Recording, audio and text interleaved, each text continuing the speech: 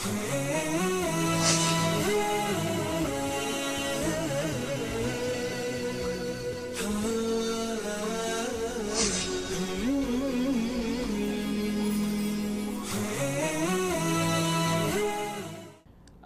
علیکم ورحمۃ اللہ وبرکاتہ نحمدہ ونصلی علی رسولہ الکریم اما بعد فاعوذ باللہ من الشیطان الرجیم بسم اللہ الرحمن الرحیم۔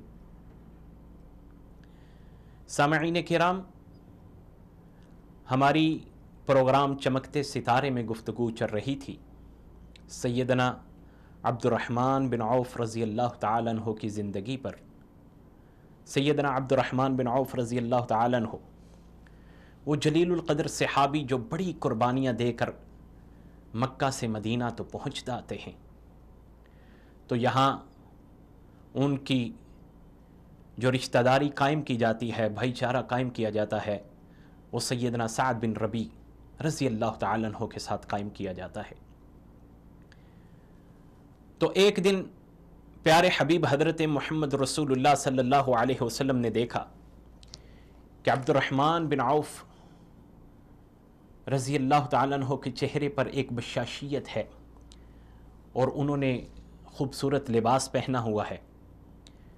محسوس ہو رہا تھا کہ جس طرح سیدنا عبد الرحمن بن عوف رضی اللہ تعالیٰ عنہ نے شادی کر لی، تو پیارے حبیب حضرت محمد رسول اللہ صلی اللہ علیہ وسلم پوچھتے ہیں، تو کیا تو نے شادی کر لی؟ کہا جی بالکل، میں نے سہلہ بنت عاصم سے شادی کر لی ہے، نکاح کر لیا ہے۔ تو پیارے حبیب حضرت محمد رسول اللہ صلی اللہ علیہ وسلم پوچھتے ہیں کہ تو نے ان کو کیا دیا؟ رشتہ ہوتے وقت تو نے کیا چیز پیش کی؟ کہا میں نے کھجور کی گٹھلی کے برابر سونا دیا ہے۔ تو پیارے حبیب حضرت محمد رسول اللہ صلی اللہ علیہ وسلم کہتے ہیں کہ عبد الرحمن، ولیمہ لازمی کرنا، چاہے ایک بکری کا ہی کیوں نہ ہو۔ تو سامعین کرام، وہ عبد الرحمن بن عوف رضی اللہ تعالیٰ عنہ مکہ میں بالکل خالی ہاتھ آئے، لیکن آج کا دن تھا کہ وہ مدینہ کے بڑے تاجروں کے اندر ان کا شمار کیا جاتا تھا۔ جس طرح اللہ تعالیٰ نے انہیں تجارت کے گر بتائے تھے، تجارت کے اسلوب بتائے تھے، تجارت کی مہارت اللہ تعالیٰ نے انہیں دی تھی، اسی طرح اللہ تعالیٰ نے انہیں بہترین جگر اور بہترین قوت سے نوازا تھا۔ سیدنا عبد الرحمن بن عوف رضی اللہ تعالیٰ عنہ احد کے میدان میں لڑتے لڑتے جب بہت زیادہ زخمی ہو گئے اور ان کے بہت زیادہ چوٹیں آئیں، تو کہا کہ ان کا سامنے والا دانت بھی جو ہے وہ ٹوٹ گیا، سامنے والا دانت بھی ٹوٹ جاتا ہے۔ اور مورخین لکھتے ہیں کہ سیدنا عبد الرحمن بن عوف رضی اللہ تعالیٰ عنہ احد کے میدان کے اندر اس طرح جھپٹے تھے جس طرح کہ شیر دھاڑ کے جھپٹتے ہیں، اور اس سخت ترین لڑائی کے اندر 20 سے زیادہ زخم آپ کے جسم پہ آئے تھے۔ سیدنا عبد الرحمن بن عوف رضی اللہ تعالیٰ عنہ اسی میدان کے اندر آپ کو ایک زخم آیا تھا جس کی وجہ سے آپ کی ٹانگ زخمی ہو گئی، اور تقریباً اس زخم کی وجہ سے، اس کی گہرائی کی وجہ سے آپ پوری زندگی جو ہے لنگڑا کر چلتے رہے۔ یہ تو تھے آپ کے واقعات بہادری کے، آپ کے واقعات دلیری کے، جو کہ آگے بھی تاریخ کے اندر بہت زیادہ ملتے ہیں۔ تو جس طرح اللہ تعالیٰ نے آپ کو مال و دولت سے نوازا، آپ کو بہادری اور قوت سے نوازا، آپ کو شجاعت سے نوازا، اسی طرح اللہ تعالیٰ نے آپ کو ایک بہترین جگر دیا، یعنی کہ آپ اسلام کے لیے خرچ کرتے تو گننا شمار نہ کرتے۔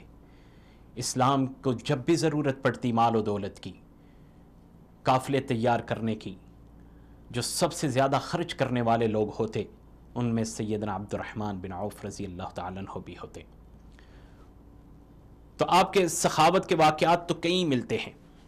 ایک دفعہ مورخین ذکر کرتے ہیں کہ آپ نے ایک مارکے کے لیے 500 घोड़े और 1500 ऊंट दिए।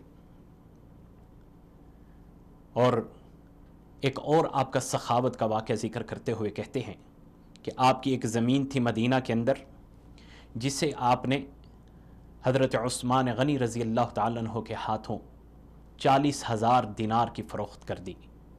और उसको फ़रोख्त करने के बाद जितना माल जमा हुआ, जितने पैसे मिले, उस सब को सैयदना अब्दुर्रहमान बिन औफ रज़ी अल्लाह ताला अन्हु ने बनु ज़हरा के फ़ुक़रा और उम्महातुल मुमिनीन में तक़सीम कर दिया। वो जलीलुल क़द्र सहाबी शोबान 6 हिजरी में अल्लाह के नबी सल्लल्लाहु अलैहि वसल्लम एक काफ़िला तैयार कर रहे थे, तो सैयदना अब्दुर्रहमान बिन औफ रज़ी अल्लाह ताला अन्हु के सर पर अपने हाथ से पगड़ी को बांधा और उनके हाथ में अलम दिया और उन्हें इस काफ़िले का अमीर बनाया और साथ हुक्म दिया कि मैं तुम्हें जहाँ भेज रहा हूँ वहाँ सबसे पहले जाकर इस्लाम की दावत देना, एक जंग का बेहतरीन उसलूब जो है वो इख्तियार करना, इस्लाम की दावत देना। अगर वो मुसलमान हो जाते हैं, अगर वो इस्लाम को कबूल कर लेते हैं, तो प्यारे हबीब हज़रत मोहम्मद रसूलुल्लाह सल्लल्लाहु अलैहि वसल्लम नसीहत करते हैं, वसीयत करते हैं कि उसकी बेटी से शादी कर लेना। तो सैयदना अब्दुर्रहमान बिन औफ रज़ी अल्लाह ताला अन्हु इसी तरह जाते हैं, जाकर 3 दिन तक इस्लाम की दावत देते हैं। वो एक ईसाई बादशाह था, दोमतुल जंदल का मुकाम था ये। 3 दिन दावत देने के बाद वो ईसाई जो बादशाह था वो इस्लाम कबूल कर लेता है। तो फिर प्यारे हबीब हज़रत मोहम्मद रसूलुल्लाह सल्लल्लाहु अलैहि वसल्लम के हुक्म के मुताबिक सैयदना अब्दुर्रहमान बिन औफ रज़ी अल्लाह ताला अन्हु उसकी बेटी से शादी कर लेते हैं और फिर उसे साथ ही मदीना मुनव्वरा ले आते हैं। और उसी औरत के पेट से कई अहादीस का रावी, कई अहादीस का बयान करने वाले अबू सलमा के नाम से जो मारूफ हुए थे, ये उसी औरत के पेट से पैदा हुए थे।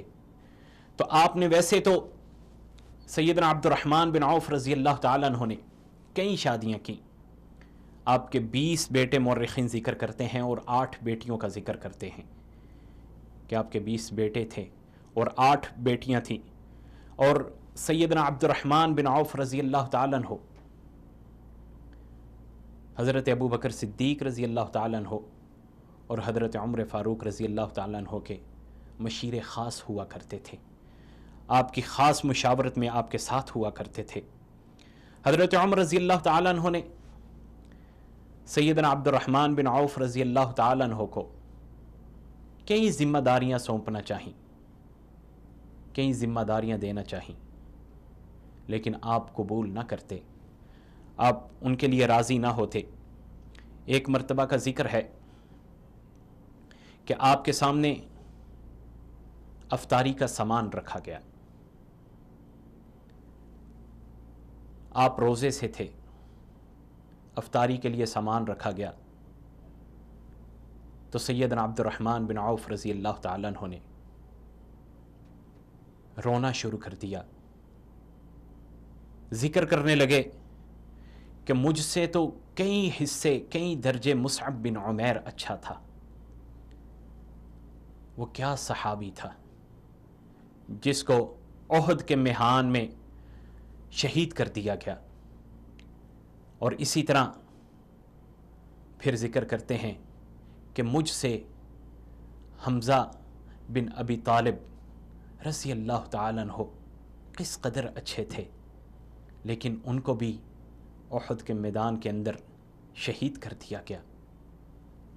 तो कहने लगे कि मैंने वो वक़्त देखा है कि जब उनकी तदफीन का एहतमाम कर रहे थे तो उनके कफन को पाँव की तरफ करते थे तो सर नंगा हो जाता था, सर को ढांपते थे तो पाँव नंगे हो जाते थे।